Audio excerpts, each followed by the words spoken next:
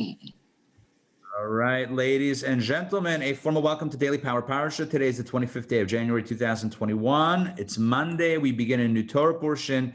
I am excited. I hope everyone is in good health, and it is great to study together. I'm going to pull up a web page on my computer so that I can share the Parsha text with you. There's so much to talk about. The goal today will be to cover the first two readings. So let's jump in. We got a big story this week. Of course, the splitting of the sea, but I can't give too much away yet. We're not there yet. I want to dip our toe into the discussion a little bit, all puns intended. But all right, here we go. Beshalach. Let's begin chapter 13 of Exodus, verse 17. I've told you before many times that chapter and verse are not of an original Jewish origin. So therefore you'll find Torah portions which are of original Jewish origin, Torah portions that begin in the middle of a chapter, it seems. And you're wondering, like, what's going on? How could a portion begin in the 17th verse of chapter 13? Because different sources divided things differently. Anyway, that's the short of it. I'm going to begin reading and throwing in some commentary, and hopefully we'll walk away with an understanding of what's going on, plus some personal insights as well. All right, it came to pass, Beshalach is the name of the portion. It came to pass when Pharaoh let the people go, that God did not lead them by the way of the land of the Philistines. Listen to this. In other words, when they left Egypt, they did not go on a straight route to the land of Israel. Why? For it was near. In other words, too direct, because God said, lest the people reconsider when they see war and return to Egypt. What that means is essentially that God did not take them on the most direct route, the straightest line between points A and B, between Egypt and Israel, for the simple reason, as the Torah says, that God reasoned lest the people reconsider when they see war and return to Egypt. In other words, if they come straight into Israel and they encounter resistance by the nations that live there, what's going to happen? What might happen is that they might say, that's it, it's too much, it's too difficult, let's go back to Egypt. Therefore, he took them in a roundabout way. Take a look at verse 18. So God led the people around by way of the desert to the Red Sea. And the children of Israel were armed when they went out of Egypt. All right, so a few interesting things here. Number one, what we see here is that God is concerned about retreat, that there might be a few steps forward, but then a few steps backwards. God does not want that to happen. The truth is, in our spiritual journeys as well, we are always encouraged to take the slow and steady route as opposed to the very quick incline. It's something that I've shared with you many times before in different contexts. It comes up in different places in Torah where it's the same message. But here is the message as well.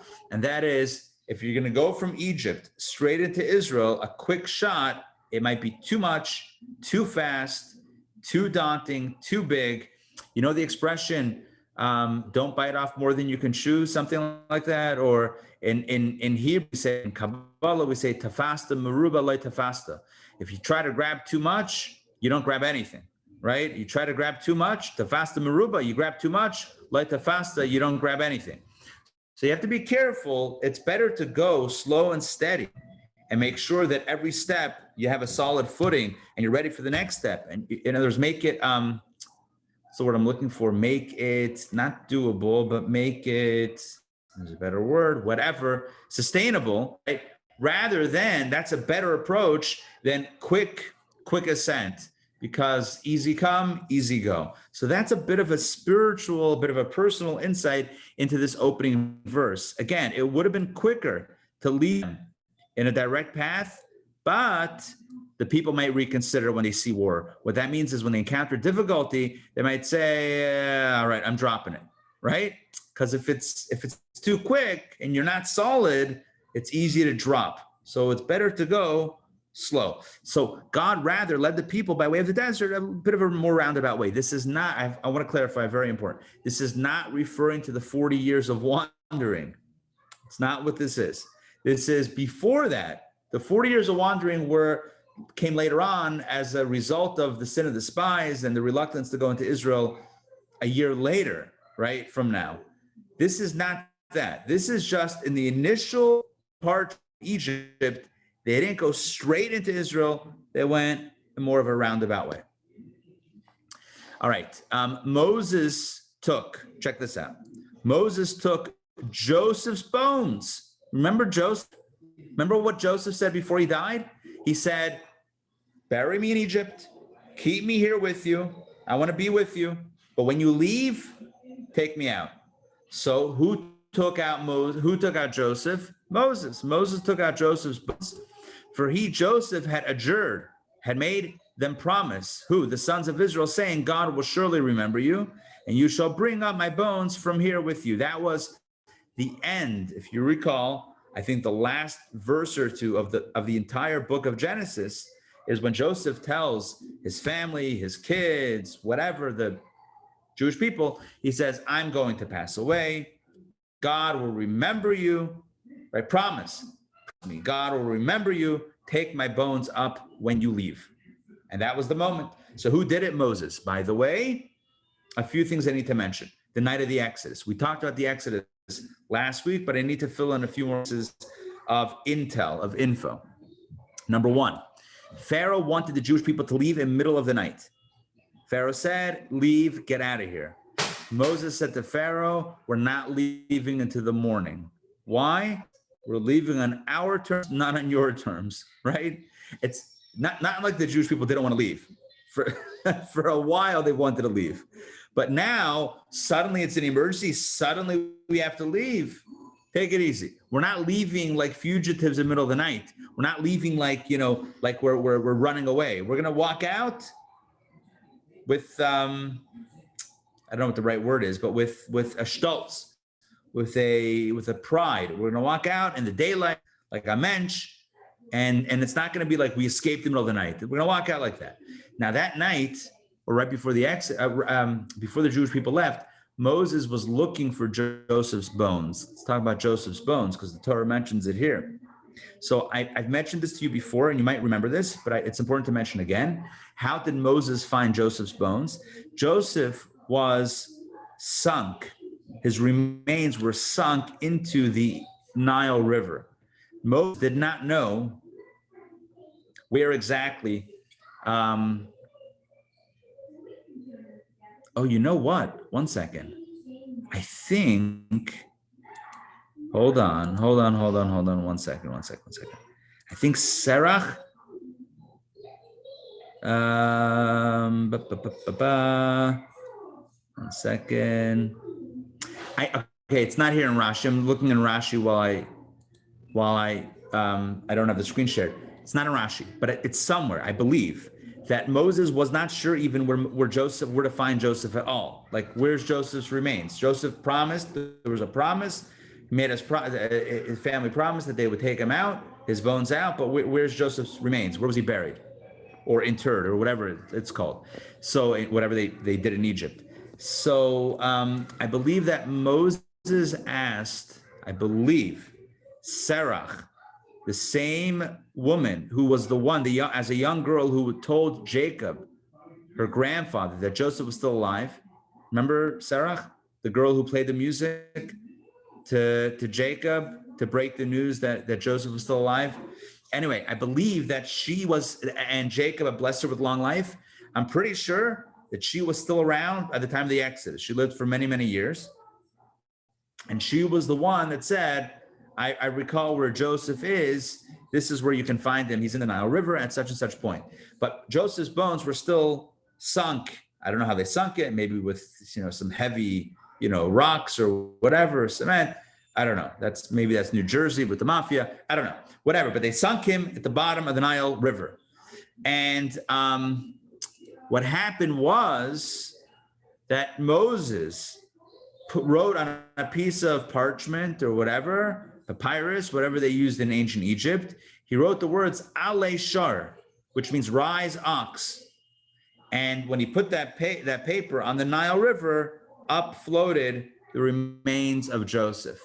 If you recall, I've told you before that somebody sneakily retrieved that piece of parchment, papyrus, paper, whatever it is, and ultimately used that to throw in to the gold when they were, after the 40 days after the Torah, the revelation at Sinai, and out came Aleshar, out came an ox, out came a golden calf. Anyway, that's the connection between some of these stories. Now, let's get back inside. Oh, let's say hi to Mark and Matt. All right, I'm sharing my screen with you. Let's continue. Hold on. Give me a second. Why can't I share why can't I find my screen to share? How bizarre. Folks, give me a second. I'm looking. Here we go. All right, let's continue. So, yeah, verse 19, Moses took Joseph's bones. Okay, let's continue. Verse 20. So they traveled from Sukkot. If you recall, they went from Ramses in Egypt to Sukkot outside of Egypt. And they traveled from Sukkot and they encamped in Intown, at the edge of the desert. And the Lord went before them by day in a pillar of cloud to cause it to lead them on the way. So it's interesting. There was a cloud by day, which is good. If you're in a desert, you probably want some cloud cover. It's good. It's good. It's not great for the tan, but it's good for the skin.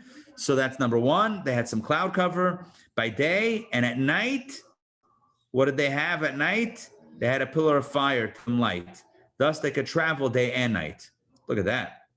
By the way, in case you're wondering, it says a pillar of cloud to cause it to lead them on the way. Not only did the cloud cause cloud cover, but as the cloud moved, they moved. This is the first instance of cloud navigation. Yes, I just said that. Cloud navigation happens right here in the Torah. So you think GPS is the first to have cloud? All right, there you go.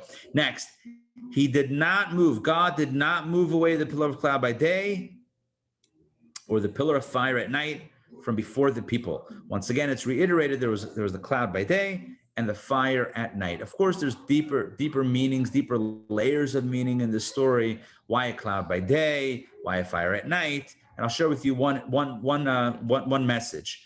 Typically, clouds are associated with gloominess, right? Clouds are typically associated with gray and gloomy, and I'm looking outside right now. All right, yeah, it's gray and gloomy. That's typically what a cloud is. And a fire is bright.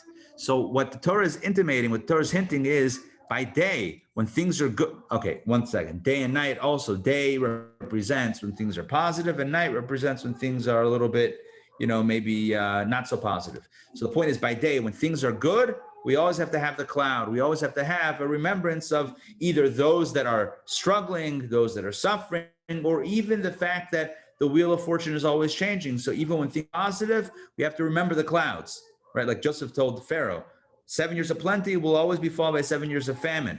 It's never going to be good forever, right? When Mashiach comes, yes, but until then, it's cyclical. And likewise, a pillar of fire at night, even in our darkest moments, we always have to have the fire. We always have to have a sense of positivity and hope and hopefulness for a better future. Does that make sense what I just said? I gave you a little bit of Kabbalah and Chassidus in verse 22. Make sense? All right. There's a little quick by boom. All right. Next, Exodus chapter 14, verse number 1. The Lord spoke to Moses saying, speak to the children of Israel and let them turn back and turn back. Oh, you see what's going on already? God is making them go a little bit in circles here. They turn back and encamp in front of Pi HaChirot. Pi HaChirot really means the mouth of freedom. That's what it means. Like cherut is like freedom. Pi HaChirot is the mouth piece, like a mouth of freedom. It means kind of like go back to where you came out from Egypt. Between Migdol and the sea, in front of Baal Zephon, you shall encamp opposite by the sea. So this is what God tells Moses: direct them back a little bit by the sea. And Pharaoh will say about the children of Israel, they are trapped in the land. The desert has closed in on them. In other words, what God is trying to induce, and this is straight up from the text, God is trying to induce within Pharaoh a desire to chase after the people. So he's going to get his intel, satellite imagery, and see that the Jews advanced, but they didn't go straight into Israel. They went back, and they're circling, and now they're by the sea, and that's going to embolden Pharaoh to want to chase after them. Now, why does God want Pharaoh to chase after the Jewish people? Because the miracles are not over yet. We still have more miracles, and that includes the splitting of the sea and a final, if you will, subjugation of the Egyptians. So that's the intention as the story plays out. So, and let's continue verse 4. And I will harden Pharaoh's heart. Once again, God says, I will harden Pharaoh's heart, and he, Pharaoh, will pursue them, and I will be glorified through Pharaoh and through his entire force. In other words, God is saying that through the ultimate destruction of Pharaoh and his army, after chasing the Jewish people, that will bring me glory. And the Egyptians will know that I am the Lord, and the Egyptians will know that I am the Lord. Once again, there's a clear intention, not only that the Jewish people should know that God is God, but that the Egyptians should also know that God is in control, and they did so. I don't know why there's no punctuation here. No period after Lord is what it is. Who knows? Whatever. And they did so, meaning they traveled exactly the way that God led them. Now, verse 5, it was reported to Pharaoh that the people had fled. And Pharaoh and his servants had a change of heart toward the people. And they said, what is this that we have done, that we have released Israel from serving us? Take a look at this. So it's a few days later, after they sent out the Jewish people, and suddenly Pharaoh hears news that the people had fled. Maybe he also heard what God had mentioned a moment ago, and the Torah mentioned a moment ago, that the people were a little bit going in circles. But he says to his servants, he and his servants had a change of heart.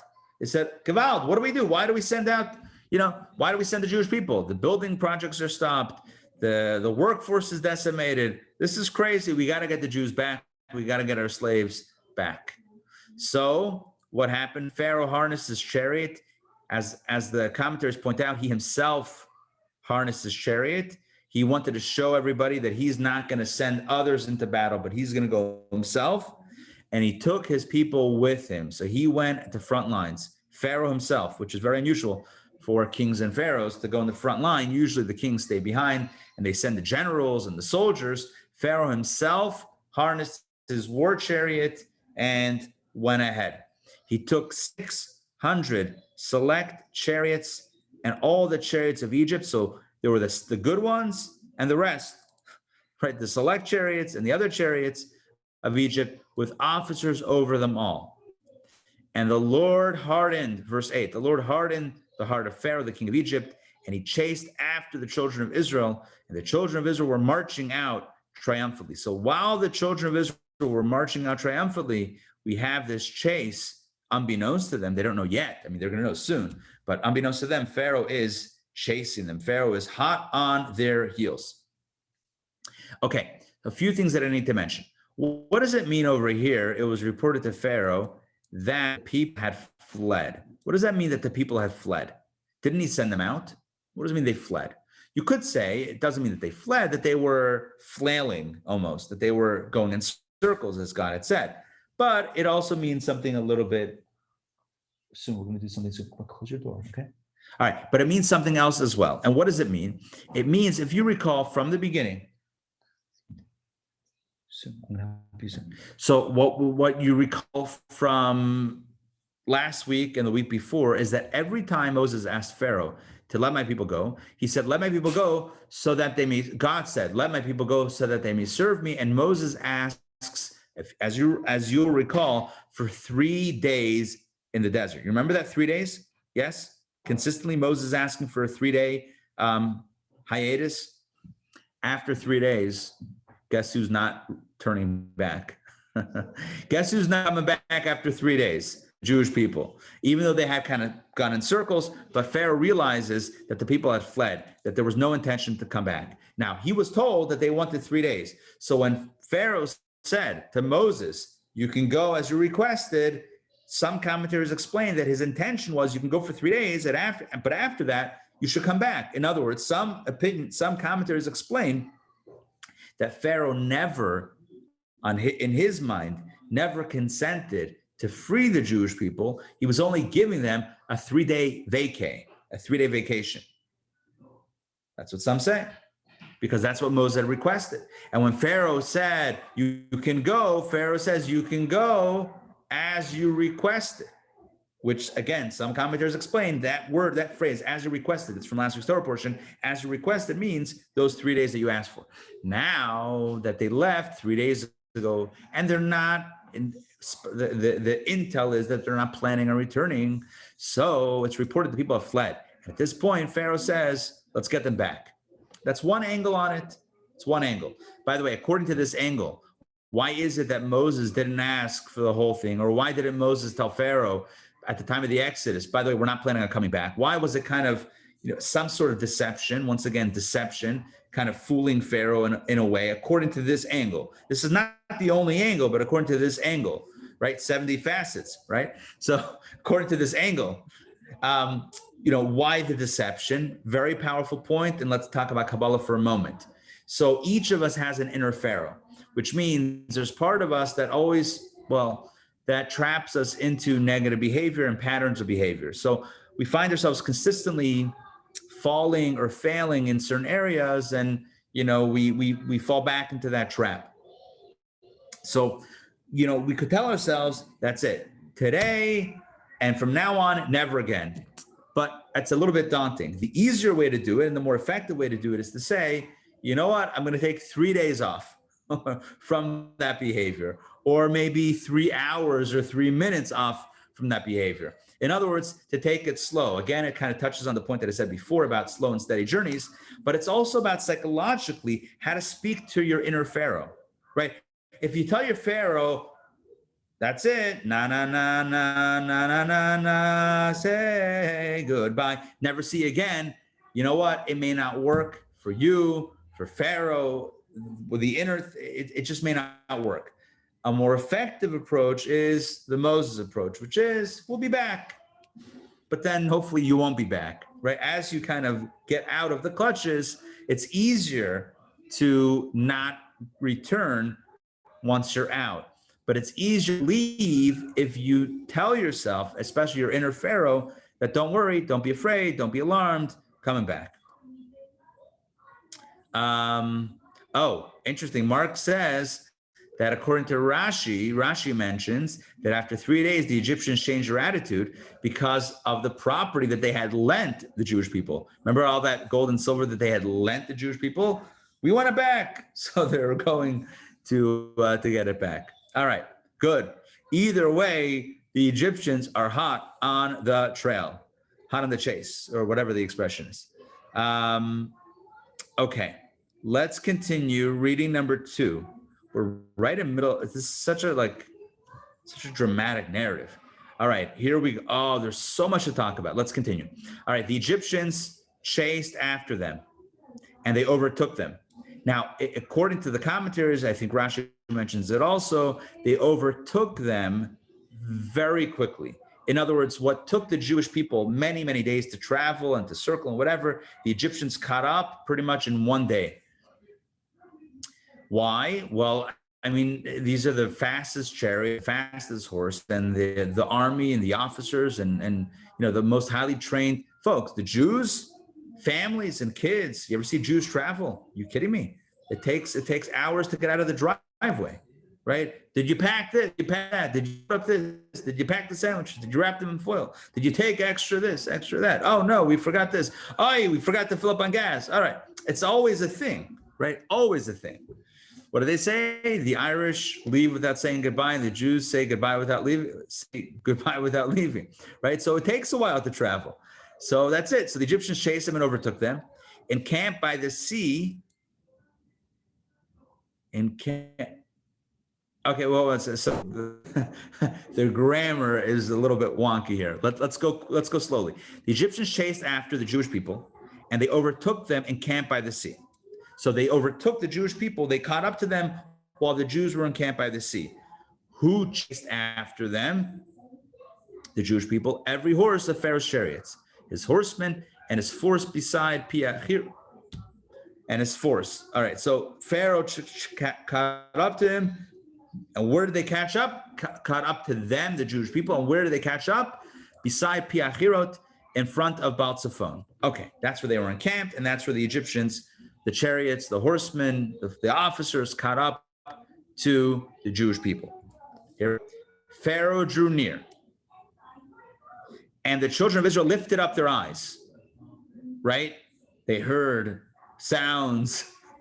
They noticed something. You picture, I picture dust, from all the horses. But that would mean very close. But somehow, the Egyptians are coming. The Egyptians are coming, right? They lifted up their eyes, and behold, the Egyptians were advancing after them. They were very frightened. And the children of Israel cried out to the Lord. They said to Moses, look at this. Talk about sarcasm. Is it because there are no graves in Egypt that you've taken us to die in the desert? Yeah.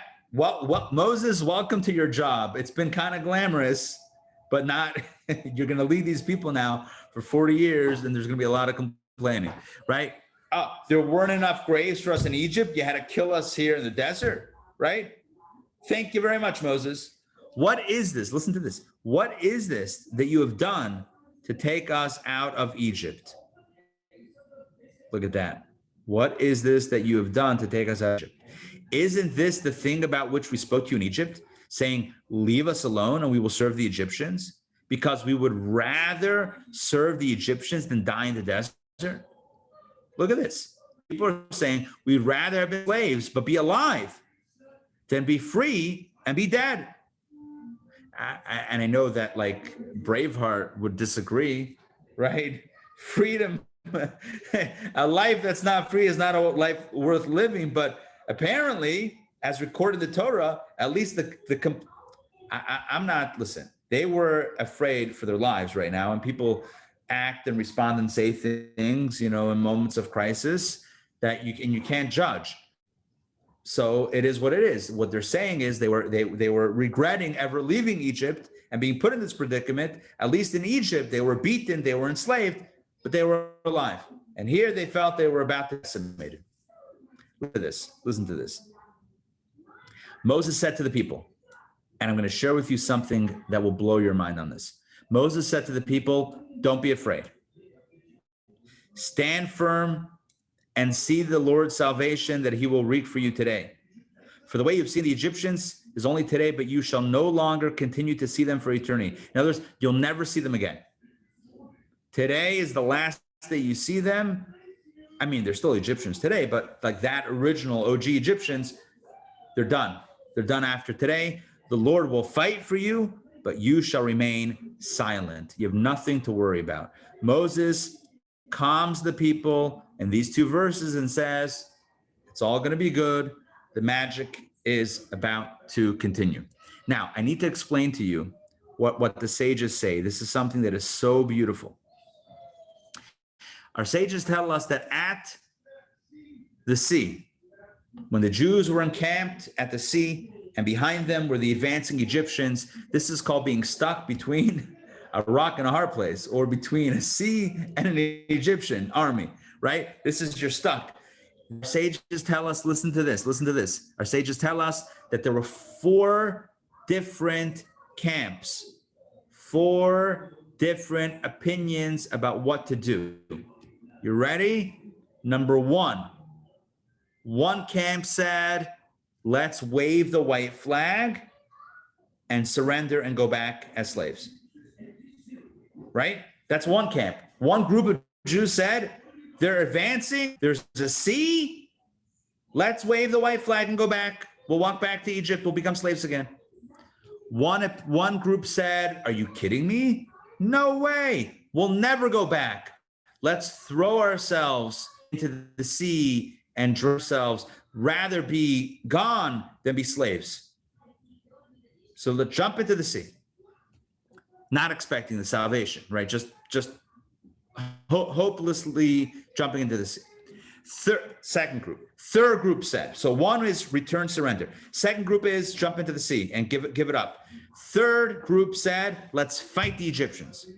Let's fight to the end, tooth and nail, and not give up. And not, we're not going to surrender. We're not going to give up hope. Let's fight, and whatever happens, happens. And the fourth group said, let's daven to Hashem, pray to God. It's in God's hands. Let's pray to God. Moses, in these two verses that we just read, Moses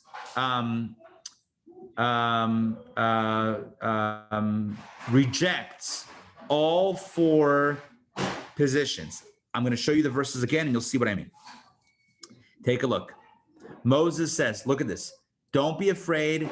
Stand firm and see the Lord's salvation that he will wreak for you today. What that means is don't jump into the sea. Don't be afraid. Stand firm means don't jump into the sea. For the way you have seen the Egyptians is only today. You shall no longer continue to see them for eternity. That addresses the group that turned back and surrender. So the group that said, jump into the sea, Moses says, stand firm. The group that said, surrender, wave the white flag, he says, no, you shall no longer continue to see them for eternity. Don't go back. The group that said that we should fight, Moses says, the Lord will fight for you. And the group that says to pray to God, daven, you shall remain silent. You see that? All four camps, all four responses by Moses. Number one, don't jump into the sea, stand firm. Number two, don't surrender. You're not going to see the Egyptians ever again. Number three, don't fight. The Lord will fight for you. Number four, don't even daven. Don't even pray. Why? Not why, but remain silent. Now you might be wondering, what's this business about not even praying? It seems like if Moses, would advocate prayer. But I want to share with you an insight of the Rabbi, and it really is the beginning of the next reading, which we're not up to. It's tomorrow's reading. But what is the message?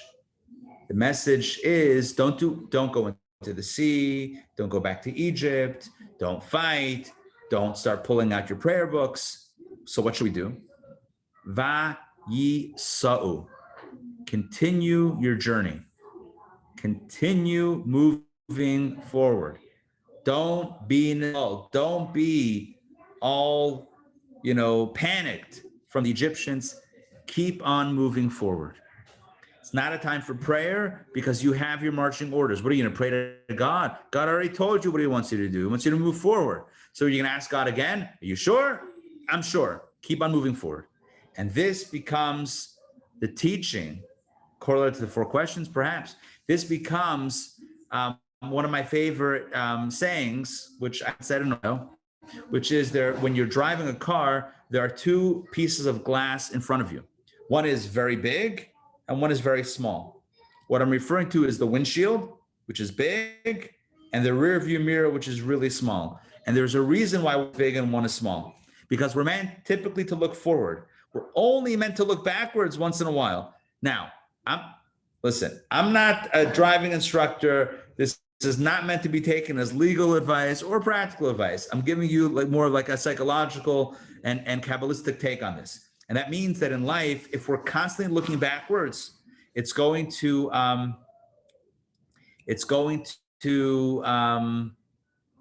paralyze us. If we look backwards too much, it paralyzes us. Remember what happened with Lot's wife? Remember they were running away from the city was being destroyed, and the angel said, don't look back. And Lot's wife looked back and she turned to a pillar of salt and froze in place. That is so often what happens to us. We're moving past something, we're moving, from something, whatever that something is. I'll leave it, kind of leave it a little bit open-ended. But sometimes we look back, and when we look back, that gets us stuck. And so the point here is, you left Egypt, you left the Egyptians. Don't worry that they're trying to get you. Don't worry that they're hot on your hot on the trail, or whatever the expression is. Keep on moving. Move forward. Don't get stuck. Don't get stuck checking the rearview mirror too much. Keep on moving. Vayisa'u. So don't jump into the sea. Don't give up hope. don't surrender, don't fight, don't even daven. It's not a time for davening. What's the message? Vayisou. Keep on moving forward. You have your marching orders. Next stop, Mount Sinai, getting the Torah. That's it. Nothing changed. The mission didn't change. Oh, it looks like there's some threat. The mission didn't change. Keep on moving. Such a powerful lesson in life. Now, of course, not every situation is the same, and sometimes we do have to stop, turn around, and deal with something. But at this moment, it wasn't the right move. And in our lives, there are some times when this is the appropriate approach. When the approach is not to stop and be attentive to the distraction and deal with it, whatever. Sometimes it's stay over there. I'm moving forward. I'm not going to deal. I'm not dealing with it right now. Sometimes that is the healthiest approach and really the only approach. And in this case, that is indeed the path forward. Hope that made sense. Yes? Ish? All right. Love it. Good. There's so much more to talk about. Tomorrow, for example, there's no time today because we're already 12:45, but just very quickly, I want to, if I don't mention this tomorrow, please remind me about the pharaohs that we take with us as we leave Egypt. In other words, when we turn around and see Pharaoh, is it that Pharaoh chased us or did we pack a Pharaoh to go? Remind me to talk about that tomorrow, because that's also something that happens in our experience where we take out, even as we're leaving, we pack a little to go just to keep ourselves feeling a little bit more safe. Anyway, we'll pick that up tomorrow and continue with the story of the splitting of the sea. All right, thus far. Okay, good. Well, great to see everybody. Have a wonderful day and to good health. All right. You too. Pleasure. See you guys soon. Take care.